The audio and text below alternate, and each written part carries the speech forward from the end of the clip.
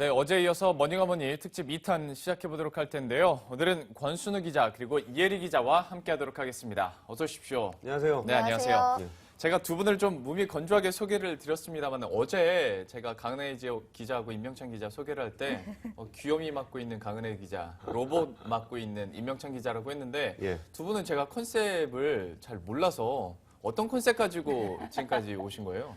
저는 화난, 버럭. 네. 뭐, 그 경제 무슨 얘기가 예. 저 되게 경제 얘기를 하면은 사람들이 좀 복잡하고 어렵다 그래가지고 화를 잘 못 내요. 그렇죠. 잘 몰라서. 잘 몰라서. 근데 자기 주머니가 털리고 있는데도 네네. 화를 잘 못 내요. 이게 분노할 때 예를 들어 도둑이다, 강도다 이러면은 이제 쉽게 분노하고 막 네네. 얘기하는데 내 주머니 털리는 거는 그래서 어떻게 된다는 거야? 이렇게 되거든요. 그래서 그걸 쉽게 잘 설명을 해드리면은 그때 가면 화를 내시더라고요. 예. 그러니까 그럼 내 돈 빼가는 거네? 아, 그래서 저는 그 컨셉 자체를 경제를 좀 더 쉽게 이해할 수 있게 설명을 해드려갖고 진짜 화를 낼 일에는 화를 낼 수 있게 좀 전달을 해드리고 싶다는 취지에서 약간 뭐 버럭, 화내는 컨셉을 좀 잡았었습니다. 이 시청자들을 한번 대변하겠다라는 마음도 있었을 것 같은데 예. 내년에는 조금 더 버럭하셔도 될 것 같아요. 예, 뭐 오늘 특집이니까 한번 신나게 한번. 오늘부터 알겠습니다. 예. 이혜리 기자는 컨셉이 뭐였죠? 저는 그냥 아니, 창피하지만 괜찮아요. 자기 입으로 뭐 하는 거니까요. 도도하고 섹시한 느낌으로 했는데 반응은 아닌 것 같아요. 아, 왜 스스로 이렇게 자책하세요? 아니, 뭐 그거 있잖아요. 도도 그 섹시. 카드 광고 하면은 예. 뭐 부자 되세요 그런 것도 있고 뭐 네. 나의 하루는 그러면서 이렇게 되게 멋있는 그 여성분들이 많이 나오잖아요. 네. 우리 이혜리 기자는 사실 그런 컨셉이었습니다. CF 느낌으로. 여러분, 예, 그런 컨셉이었다고 합니다. 내년부터 그런 컨셉이 도입될 예정이니까 예, 여러분들 한번 기대를 해주시면 좋을 것 같고요. 그래요. 그러면 두 분이 오늘 큰 주제로는 어떤 걸 갖고 오셨을까 좀 궁금한데요. 누가 뭐 소개를 해주시겠어요? 제가 좀 소개를 해드리면 이제 권 기자는 은행 업권에 출입을 하고 네. 저는 이제 카드 업계 이제 제2금융에 출입을 하는데 예. 올해 우리 금융 전반에서 누가 가장 억울할까? 예. 올해 억울한 루저. 사람. 루저. 내가 이번에 최고로 억울했다. 예. 이런 사람들을 뽑아가지고 이런 업계를 뽑아서 올해 루저입니다. 피시앤커스. 이거 어떻게 해요? 준비 많이 하셨네요. 근데 어제 두 팀은 너무 준비를 안 해가지고 제가 뭐라고 했었는데 음악까지 이렇게 아쉽습니다. 올해 루저를 뽑아서 이제 말씀을 드리려고 준비를 했습니다. 그래요. 든든합니다. 오늘 뭐 시간도 어느 정도 있겠다. 두 분과 함께 올해 루저들 각 업권별로 제가 한번 짜보도록 할 텐데요. 먼저 권순우 기자에게 한번 물어보도록 하겠습니다. 권순우 기자가 맡고 있는 업권 중에서 올해 루저 누구라고 생각하세요? 저는 그 집단 대출 아파트 분양받으신 분들. 아파트 분양받으신 분들 네. 집단 대출로. 예. 왜요? 무서워요. 무서워서? 예. 아파트가 완공이 됐을 때 예. 행복하게 내 집에 새 아파트에 들어가서 행복하게 살 수 있을까에 대한 불안감이 있어요. 그리고 이런 거를 조장한 거는 약간의 정부 책임이 좀 크다고 봐요. 그래요. 그러면 이게 왜 무섭고 어떤 파급 효과나 부작용이 나타날지는 이제 차근차근 하나하나 좀 알아봐야 될 것 같은데요. 어쨌거나 올해 부동산 시장이 많이 분양이랄지 뭐 근데 매매가 좀 늘어나긴 했잖아요. 그거는 좀 이따 하고 에리 기자가 준비한 루저가 예. 더 불쌍해요. 완전 극한으로 치닫는 루저가 있어서 그 제가 얘기가 먼저 하는 게 나을 것 같아요. 진짜요? 말씀을 네. 한번 드려볼게요. 그러면 이혜리 기자 먼저 하는 거예요? 네. 네. 알겠습니다. 저는 올해 카드업권에서 많은 분들이 카드 가맹점 수수료가 굉장히 많이 떨어졌잖아요. 그래서 네네.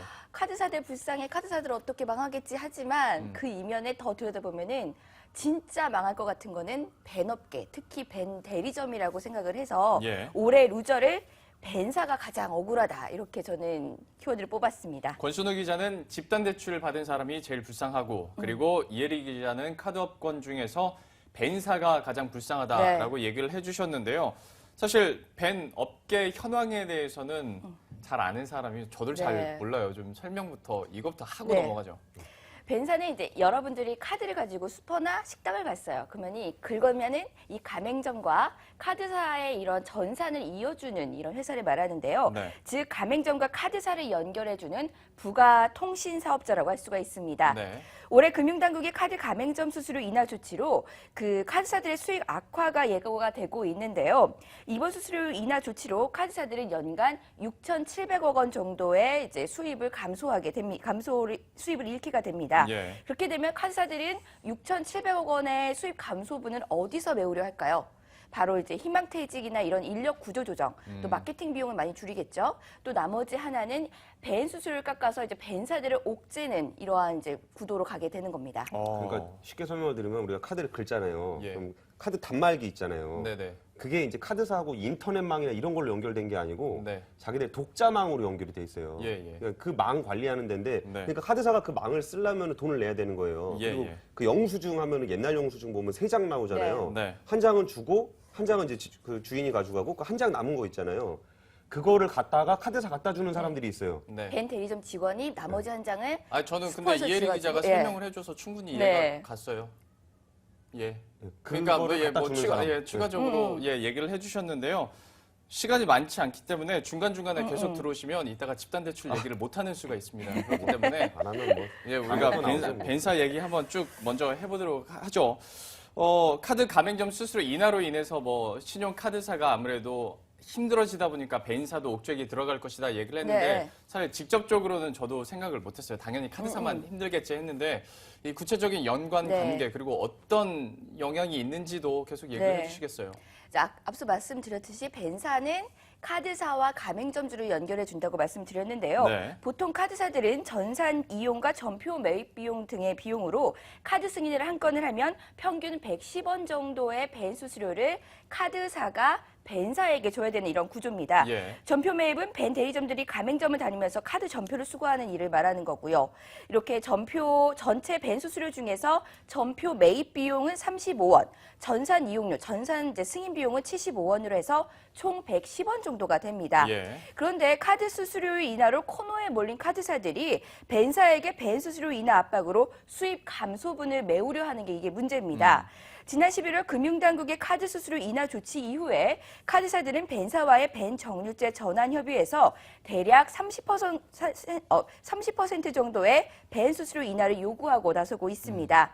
현재 벤 수수료에서 30%를 깎는다라고 하면 카드사들은 연간 3천억 원 정도의 이제 비용을 아낄 수 있게 되는 겁니다. 네. 현재 각 카드사와 또 벤사들은 벤 수수료 정률제 협의가 진행되고 있는데요. 30%까지는 깎지는 못하더라도 어느 정도 벤 수수료 인하는 불가피할 것으로 예상이 되고 있습니다. 네네. 결국 수수료 인하 조치 때문에 이런 부분을 다시 되돌아봤을 때 결국 가장 피해를 본 거는 벤사가 아닐까 이렇게 생각이 됩니다. 어떤 카드 가맹점 수수료가 떨어진다고 해서 카드사만 예, 생각을 그죠. 했었는데 그 밑에 있었던 또 벤사가 이렇게 좀 피해를 보다 보니까 올해 루저로 벤사가 꼽힌 것 같습니다. 이분들이 이것도 근데 뭐 그 생활이 그렇게 예. 유복하시는 분들은 아니에요. 벤사 하시는 분들이 네. 네, 벤 대리점 하시는 분들이 그냥 뭐 단말기 관리하고 하면 월급이 한 200만 원 200만 초반 정도. 정도? 근데 이제 30% 까면 한 100, 한 120, 3, 40? 벼룩의 간을 빼먹는다. 그 정도밖에 월급을 못 받게 되는 상황이 되는 거죠. 아, 이게 그렇게 하니까 제가 다음 질문을 드리기가 좀 짠해지는데 눈물 나죠. 어제 이어서 오늘도 이제 페이 얘기는 네. 좀 나올 수밖에 없어요. 근데 이제 페이를 직접 결제를 하고 막 그러다 보니까 아무래도 제 목소리가 다운되네요. 갑자기 그러니까 벤사가 더 힘들어지지 네, 않을까라는 좀 생각이 들어요. 이것도 좀 문제가 있긴 하죠. 네. 그리고 이제 최근에 가장 올해 핫 이슈가 삼성페이였잖아요, 카드업계. 그렇죠. 이 삼성페이가 열풍이 더 진해지면 진해질수록 피해를 보는 게 또 벤업계입니다. 네. 8월에 출시된 삼성페이 정말 그야말로 그 돌풍이 참으로 대단했는데요. 출시 2달 만에 가입자 수는 100만 명을 넘어섰고요. 1일 결제 건수는 10만 건, 또 누적 결제액은 지난달 말에 2,500억 원을 벌써 돌파를 했습니다. 이렇게 삼성페이가 인기가 높아지고 있는 가운데 벤업계는 소갈이를 하고 있는데 삼성페이 이용 구조를 한번 다 짚어보겠습니다. 체크카드나 신용카드를 가지고 있는 고객이 삼성 스마트폰에 카드를 다운해 받습니다. 네. 그 다음에 삼성페이 이제 애플리케이션에 구동을 시켜서 자신의 이제 지문을 인식을 한 다음에 결제를 하게 되는 건데요. 네. 삼성페이로 결제하기 위해서는 스마트폰에 그 카드 소지자의 지문이 필수적으로 필요를 하게 그렇죠. 됩니다. 예. 이 부분이 벤업계를 이제 압박을 하고 있는데요. 예. 앞서 말씀드렸을 때 벤사들은 전표 매입을 해서 한 건당 30원 정도의 수입을 얻는다라고 말씀드렸는데요. 네. 벤사 그리고 그 밑에 있는 벤 대리점들이 전표 매입을 해왔던 이유는 도난 등 부정 사용을 가리기 위해서 이렇게 했었던 겁니다. 전표 매입에 카드 사용에 대한 정보가 다 들어가 있고요. 네. 또 이제 서명을 하잖아요. 이 그렇죠. 서명이 이제 도둑놈이의 서명인가 진짜 잃어버린 사람의 서명인가를 비교를 해가지고 예. 카드사가 보상을 할 건가 말 건가를 결정을 하는데 네. 삼성페이 같은 경우는 지문을 하기 때문에 부정 사용이 일어날 수가 없어요. 제 그렇죠. 손가락을 자르진 않는 한. 예. 그렇기 때문에 어휴. 카드사들은 예. 전표 매입 이제 안 해도 돼. 네. 그래서 너한테 30원 안 줄 거야. 이제 전표 매입 필요 없으니까 안 해도 돼. 그래서 현대카드가 10월부터 전표 매입 비용 30원을 주지 않겠다라고 벤사들에게 통보를 이미 했고요. 30원이 되게 작다고 느낄 수도 있는데 수입의 그럼 한 30% 그죠. 되는 거잖아요. 110원에 30원이니까 그렇죠. 삼성페이로 된. 예. 그리고 이제 현대카드가 이제 먼저 질렀으니까 나머지 카드사들도 우후죽순 따라갈 수밖에 없는 상황이 되겠죠. 예. 이렇게 이제 뭐 핀테크다, 간편계좌다 이렇게 우리는 펴내고 있지만 그렇죠. 벤업계 그동안 좀 쉽게 말해서 정말 돈을 쉽게 벌었었잖아요, 벤사들이. 네. 근데 이제 핀테크 때문에 점점 자기의 수입 구조를 잃게 되는 이런 형국에 처하게 된 겁니다. 그러니까 저는 네. 사라지는 직업이 될 수도 있을 것 같아요. 그럴 수도 있겠네요. 이제 진짜 어떤 신용카드를 직접 긁는 게 아니라 이런 페이 거래가 아주 활성화된다면 어쩌면 정말 입지가 너무 작아지다 못해 사라질 수도 네. 있겠다라는 걱정까지 들 정도인데요. 그런데 더 걱정인 게 물론 삼성페이가 아직까지는 주도권을 갖고 있긴 합니다만은 이런 무서명 거래가 그죠. 계속 확산이 되고 있잖아요. 네. 벤업계 그러면 앞으로 전망은 좀 어떻게 보고 계세요? 네, 무서명 거래라고 하면은 대부분 뭐 이마트나 이런 데서 20만 원, 30만 원 긁으면 서명을 하잖아요. 이거는 내가 정말 산 겁니다라고 사인을 하는데 5만 원 미야, 뭐 2만 원, 3만 원 같은 경우 스타벅스나 맥도날드 갔을 때 결제를 하면은 승인 안 해도 돼요. 이렇게 사인 안 해도 돼요. 이렇게 말씀을 하잖아요. 직원들이. 네. 예. 이 이유는 금융당국이 5만 원 이하의 무서명 거래를 좀 활성화시키겠다. 예. 카드 활성화의 대책, 뭐 금융개혁의 그 하나의 일환으로 나온 대책인데요. 아직 확실히 시기가 나오진 않았지만 5만 원에서 이제 10만 원 무서명 거래까지 가능할 것으로 이제 예상이 되고 있습니다. 네. 이렇게 무서명 거래가 활성화될 경우에 벤업계는 수입이 줄어들 수밖에 없는데요. 삼성페이와 마찬가지로 무서명 거래는 사인을 하지 않기 때문에 전표 매입이 필요가 없습니다. 또 그렇게 되면 전표 매입 비용인 30원인가 40원을 카드사가 벤사에게 주지 않아도 되는 이런 구조가 되는 거고요. 네. 이 때문에 벤 협회는 무서명 거래 활성화 시기를 조금만 더 지연을 해달라고 지난주에 금융위원회 의견서를 제출하기도 했습니다. 네. 이렇게 벤업계는 설 자리를 조금씩 잃어가고 있는데요. 현재 벤사는 17개고요. 그 밑에 하청업체인 벤 대리점이 2,000여 개가 됩니다. 예. 또 벤 대리점 모집인은 공식적으로만 5,000명을 넘어서고 있는데요. 이렇게 벤 수수료가 30% 깎이고 또 전표 매입을 주지 않겠다라고 카드사들이 이렇게 통보를 하면은 이들의 일자리도 당연히 줄어들 수밖에 없는 이 걱정거리가 이제 점점 더 생기는 거겠죠. 그리고 인터넷 전문은행 그 출시되는 거 예. 카카오랑 K뱅크가 내세운 것도 감염증 수수료를 없앤다 그랬거든요. 예. 그 얘기가 뭔 얘기냐면은 이게 카드 지급 결제가 아니라 그냥 송금으로 그냥 하는 거예요.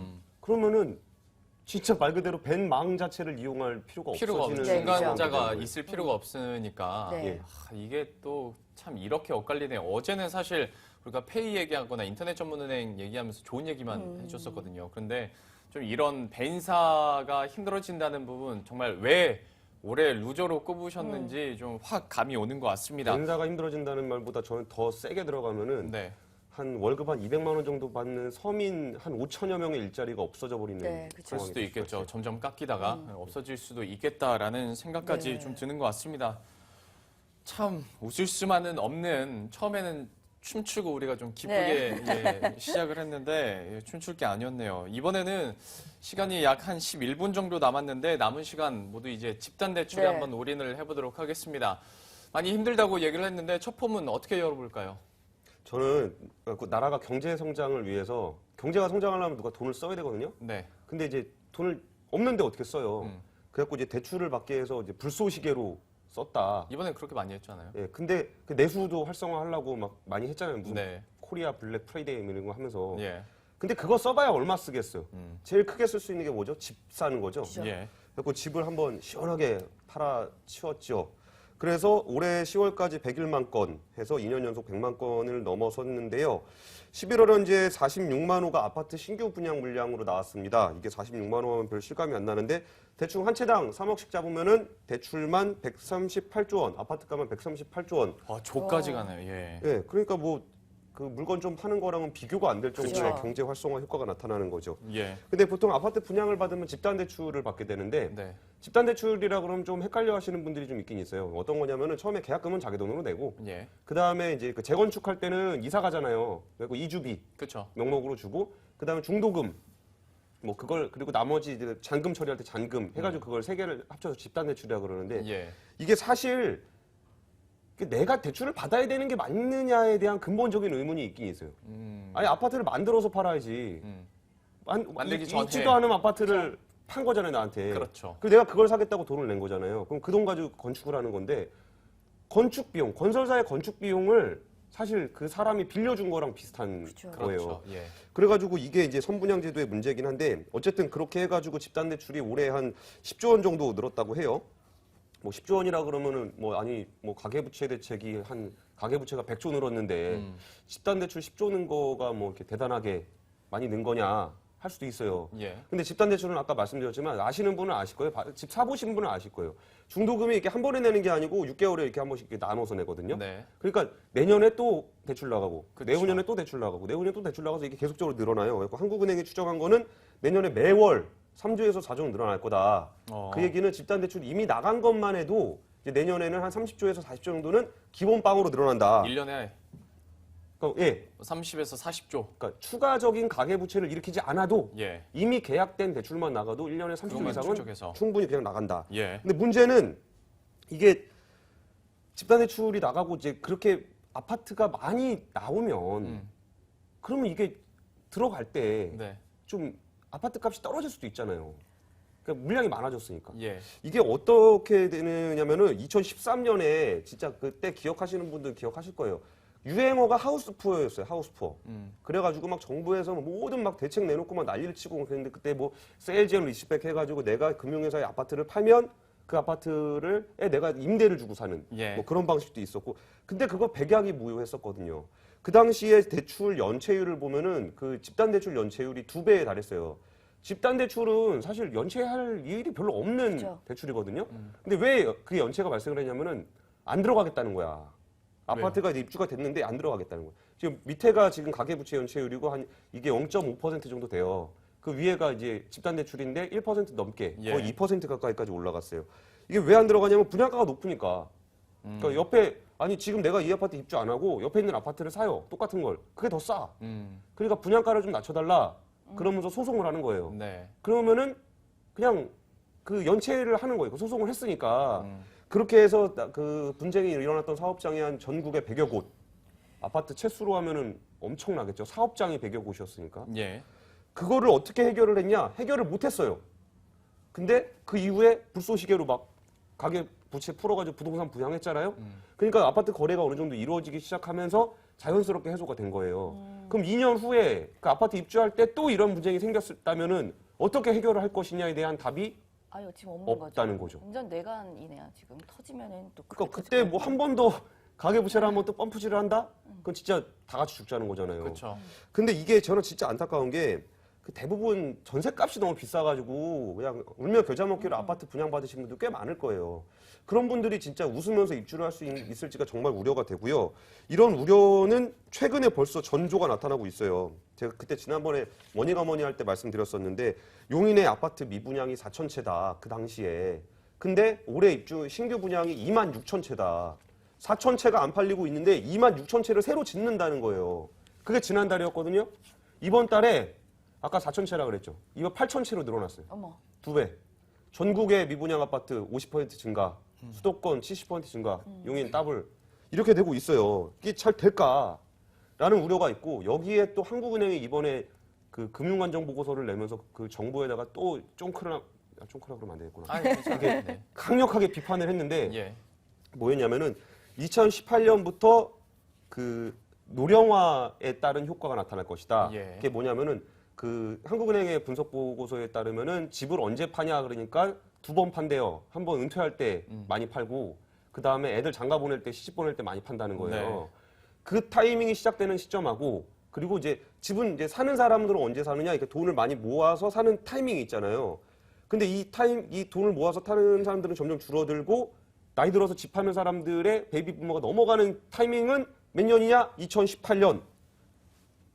딱 겹치죠. 예. 그 내후년 아파트 분양 물량 나오는 시점과 네. 그러면은 분양으로 인해서 공급이 많아지죠. 그리고 노령화되는 은퇴 세대들이 집을 파는 시점. 그 2018년에 마주치면 이때 뭐 어떻게 해야 돼요? 이거 근데 사실 지금 딱히 정부에서도 막을 방법이 없을 뿐더러 좀 이렇게 상황이 흘러가는 것만 지켜보고 있는 상황인데요. 뭐 권순우 기자가 워낙 이 부분에 대해서 박식하게 얘기를 다 해주셔서 제가 중간에 뭐 끼어들면서 이렇게 질문을 드릴 건 없었을 것 같고 어떻게 보세요, 김용현 거 이런 상황에 대해서?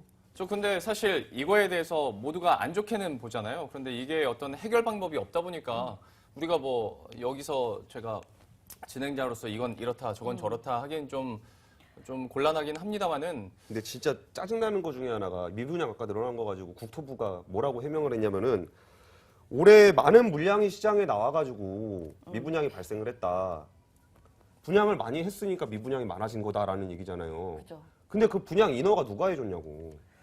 그럼 국토부에서 해준 거잖아 그거. 근데 이거 집단대출 좀 보면은 미리 그 대출 수요자에 대해 돈을 끌어서 만드는 거잖아요. 그럼 예. 이건 약간 모럴 해저드라고 할 수 있지 않아요?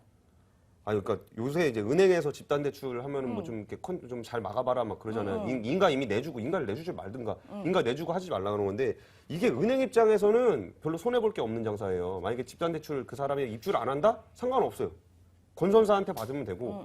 근데 건설사 금융위기 때 100개 중에 50개 망했거든요. 그러니까 건설사 못 믿겠다. 근데 나라에서 보증해 준대요. 그러니까 은행 입장에서는 손해 볼 게 없어요. 근데 그걸 당하는 사람 입장에서는 엄청난 타격을 입을 수 있는 거죠. 그럼 정부 스탠스는 약간 DTI 같이 좀 집단대출 DTI 규제에 포함돼야 된다 이런 스탠스는 없는 거예요? 앞으로 계속 이렇게 나가면은 근데 이제 두 분이 서로 이제 궁금한 게 있고 문제가 분명히 집단 대출에 있다 보니까 이렇게 많이 좀 얘기가 계속 오고 가고 있는데요. 사실 이게 이제 평소에 머니가버니 녹화분이었으면 편집을 해서 이제 딱딱딱 맞게 좀 저희가 잘 하면 좋을 텐데 생방송이다 보니까 그래서 왔다 갔다 하면 좀 답이 없을 것 같아서요. 마지막으로 그러면 이제 집단대출 문제가 이렇게 되고 있는데 어쨌거나 아파트를 사려고 하는 분들은 그리고 집단대출 알아보는 분들은 계속 있을 거란 말이죠. 예. 알면서도 예. 좀 유념해야 될 사항 마지막으로 팁 한 가지 말씀해 주시죠. 그러니까 뭐 원래 나라가 나를 챙겨주지 않으면 혼자 먹고 살아야 되잖아요. 네. 그러면 정말 단순하게 그 투기적 거래, 그러니까 아파트 사서 돈 벌 생각하다가 굉장히 위험하니까 그런 생각하지 마시고 그 살기 좋은 데 있잖아요. 그러니까 살기 좋은 아파트가 뭐냐라고 이제 사람들한테 여쭤보니까 와이프가 살자 그런 데를 살면 된대요. 이게 뭐 대중교통이 가깝고 현명하십니다. 아들 네. 교육이 좋고 환경이 좋은데 그러니까 여기 내가 들어가서 한 30년 모기지 받아갖고 네. 30년 동안 따박따박 갚으면서 살아야 되겠다. 집값이 오르든지 내리든지 거기 살아야 되겠다 하는 곳을 본인이 잘 찾아야 돼요. 잘 찾아야 돼요. 네. 괜히 여기저기서 뭐 분양률이 어디가 몇 오르네. 프로고 네. 청약률이 몇 프로 그런 데 따라가면 크게 망합니다. 예. 그러니까 진짜 자기가 살고 싶은 곳에서 그 살고 싶은 아파트를 장기간 그 갚으면서 살 수 있게끔 하는 게 이런 그 어려운 경제 환경에서 원래 빠지는 거는 안 좋은 데만 빠집니다. 좋은 데는 다 그냥 집값이 잘 버텨요. 그렇게 생각하시면은 집단 대출이 위험하다? 나만 위험하지 않으면 된다는 마음으로 내가 정말 살고 싶은 집에 살면서 돈 아껴갖고 열심히 집값을 갚아야 되겠다라는 생각을 가지고 사시는 게 제일 좋은 해결책이지 않을까 싶습니다. 예. 사실 요즘에 이런 말도 많이 합니다. 우리가 하우스라는 개념이 아니라 이제는 홈이라는 개념이 많이 됐다고 얘기를 해줬는데요. 역시 그 맥락에서 집단대출 좀 조심하자고 권순우 기자가 얘기를 해준 것 같습니다. 오늘도 마지막 되다 보니까 좀 열띤 토론회가 된 것 같아서 뭐 나름대로 매력이 있었는데요. 또 내년에 우리 권순우 기자, 이혜리 기자의 머니가버니 또 기대를 해보도록 하겠습니다. 그리고 오늘이 정말 마지막 날인데요. 내년에 우리 다 함께 시청자 여러분들께 새해 복 많이 받으시라고 인사하면서 마무리하도록 하겠습니다. 1년 동안 함께해 주셔서 감사드리고요. 저희들은 내년에 뵙도록 하겠습니다. 새해 복 많이 받으시고요. 내년에 뵙겠습니다. 시청해 주신 여러분 고맙습니다.